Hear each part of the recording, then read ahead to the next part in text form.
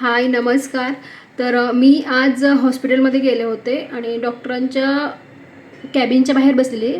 जसं कन्सलिंग रूममध्ये एक पॅरेंट्स होते, आई वडील आणि एक मुलगी. तर ते एकदम साधारण शेतकरी कुटुंबातले होते. म्हणजे वडील शेतमजुरी करत असतील, आई पण शेतमजुरी करत असेल आणि मुलीला त्याने एका चांगल्या कॉलेजमध्ये घातली होती. ती मुलगी जास्ती नाही, कमीत कमी 17 ते 18-19 ह्या एजमधलीच असेल. अक्षरशः आहे ना, त्या वडिलांच्या डोळ्यात पाणी होतं. आई तर रडतच होती, वडिलांच्या डोळ्यात पाणी होतं आणि त्या मुलीला एवढंसही फरक पडत नव्हता.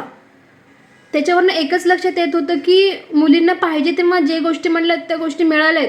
आईवडिलांना एकच वाटतं की आपण शिकलो नाही तर आपले मुलं शिकले पाहिजेत, पण आपण शिक्षणाच्या नावाखाली काय करतोय?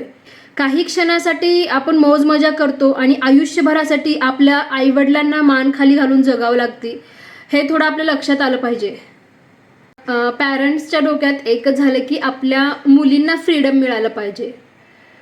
तर मुलींना फ्रीडम मिळालं पाहिजे ही गोष्ट बरोबर आहे, पण त्या मुलींना आपले फ्रीडम आपण काय देतोय आणि त्या परिस्थितीची जाणीव पण पाहिजे आपल्या आईवडिलांची, की ते आपले आईवडील आपल्यासाठी काय कष्ट करतात आणि आपण काय करतोय, ह्या पण गोष्टी कळल्या पाहिजेत. फक्त फ्रीडम देऊन काही फायद्याचे नाही आहे.